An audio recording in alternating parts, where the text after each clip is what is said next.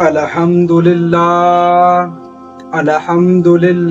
نحمدہ ونصلی علی رسولہ الکریم اما بعد فاعوذ باللہ من الشیطان الرجیم بسم اللہ الرحمن الرحیم۔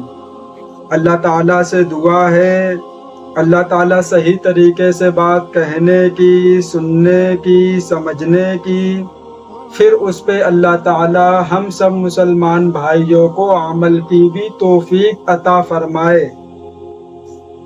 محرم کا مہینہ شروع ہوتا ہے تو بہت سے حضرات اس مہینے کو منحوس والا مہینہ کہتے ہیں، غم والا مہینہ کہتے ہیں، رونے والا مہینہ کہتے ہیں، سینہ پٹکنے والا مہینہ کہتے ہیں، اپنے جسم کو تکلیف پہنچانے والا مہینہ کہتے ہیں۔ ان لوگوں سے گزارش ہے کہ جیسا آپ لوگ یہ سمجھتے ہیں کہ محرم کا مہینہ نحوسیت ہے، محرم کا مہینہ منحوس ہے، اس میں شادی نہیں کرنی چاہیے، اس میں نکاح نہیں کرنے چاہیے، میرے بھائی ایسا بالکل بھی نہیں ہے۔ یہ محرم کا مہینہ اللہ تبارک و تعالیٰ کا مہینہ ہے۔ محرم الحرام واجب الاحترام۔ حقیقت یہ ہے کہ اللہ تعالیٰ کے نزدیک مہینوں کی تعداد 12 مہینے ہیں، جو اللہ کی کتاب لوح محفوظ کے مطابق اس دن سے فاسد چلی آ رہی ہے، جس دن اللہ تعالیٰ نے آسمان اور زمین کو پیدا کیا تھا۔ ان 12 مہینوں میں 4 مہینے ذی القعدہ، ذی الحجہ، محرم اور رجب واجب الاحترام ہے۔ یہی دین کا سیدھا سادہ تقاضا ہے، لہٰذا ان مہینوں کے معاملے میں باہم جنگ کر کے اپنی جانوں پر ظلم نہ کریں۔ اب لوگ کہتے ہیں کہ محرم کا مہینہ غم والا مہینہ ہے۔ میرے بھائی، جب اللہ نے نہیں بولا، نبی پاک صلی اللہ علیہ وسلم نے نہیں بولا کہ یہ غم کا مہینہ ہے، تو پھر تم کیوں ہوتے ہو اپنی باتوں سے یہ کہنے والے کہ نہیں ہم تو غم منائیں گے؟ آپ بنائے غم، آپ کا اپنا مسئلہ ہے، لیکن دوسروں کو مت بولیں کہ آپ بھی میرے ساتھ شریک ہوں۔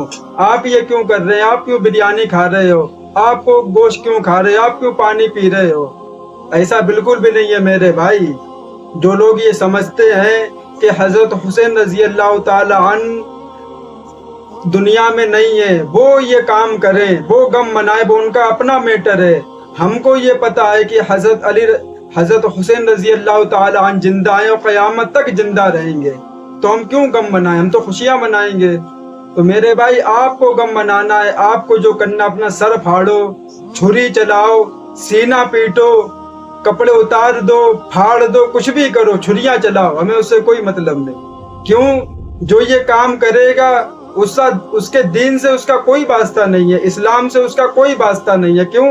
اسلام نہیں کہتا کہ اپنے اوپر اپنی جانوں کو کاٹو پیٹو، اپنے اوپر ظلم کرو، اپنے اوپر کاٹو، اسلام کہتا نہیں کہتا ہے۔ تو میرے بھائی، ہمیں ان چیزوں سے بچنا ہے، ان بدعات، ان رسموں سے اپنے آپ کو بچانا ہے۔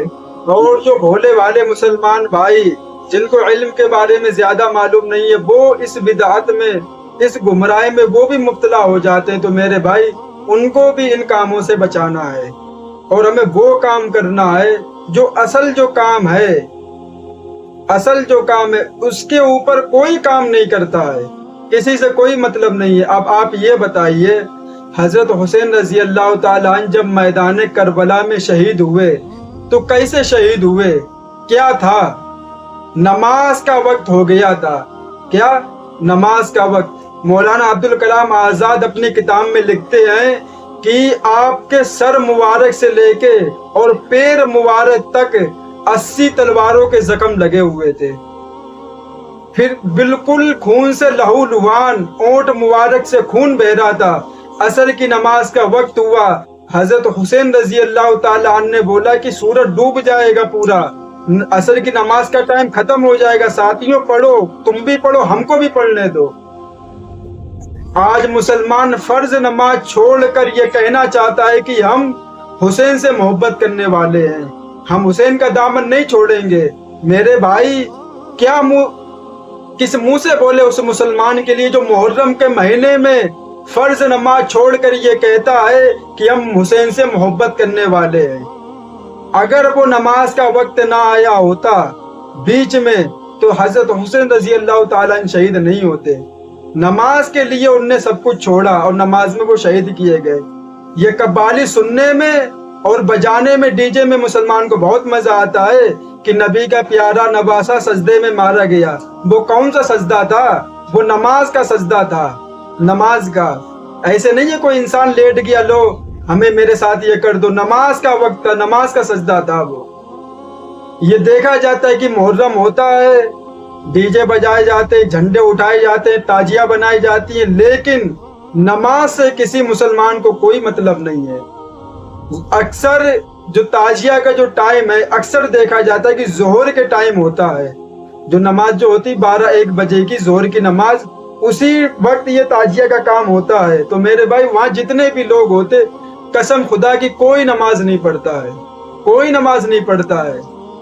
تو میرے بھائی ہمیں وہ کام کرنا ہے جس کام کی وجہ سے حضرت حسین رضی اللہ تعالیٰ عنہ نے اتنی بڑی قربانی دی ہے، اور ہم نے اس کو چٹکیوں میں بھلا دیا۔ مسلمانوں نے سوچتے ہیں بس ماتم کرو، رونا پیٹنا چلانا چیخنا، بس یہی ہے۔ میرے بھائی یہ بہت غلط کام ہے، اس کام سے بچنا چاہیے مسلمانوں کو، اور جو اس کام میں مبتلا ہیں ان کو بھی بتانا چاہیے کہ میرے بھائی اسلام یہ نہیں سکھاتا ہے کہ تم اپنے سر پہ چھری چلاؤ، تم اپنے سینوں پہ بلیڈ سے اپنے آپ کو کاٹو پیٹو۔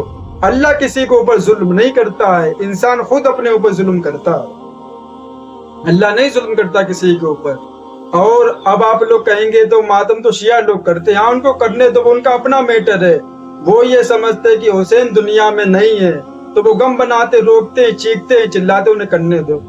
لیکن ہمیں یہ کام نہیں کرنا ہے، ہمیں یہ کام نہیں کرنا ہے۔ حضرت حسین رضی اللہ تعالیٰ عنہ کو یاد کرنا، ان کی قربانی یاد کرنی کہ انہوں نے اسلام کے لیے، دین کے لیے کتنی قربانی دی ہے مسلمانوں کے لیے۔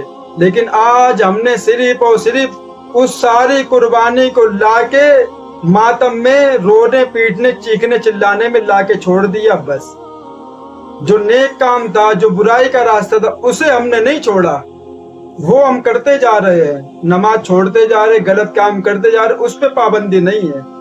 لیکن جو مین کام تھا اس پہ مسلمانوں نے پابندی لگا دی کہ بس یہ تاجیہ اٹھاؤ، ڈھولک بجاؤ، چیخو چلاؤ، لوگوں کی نیند حرام کرو، لوگوں کو تکلیف پہنچاؤ، بس اب یہ کام رہ گیا مسلمانوں کا۔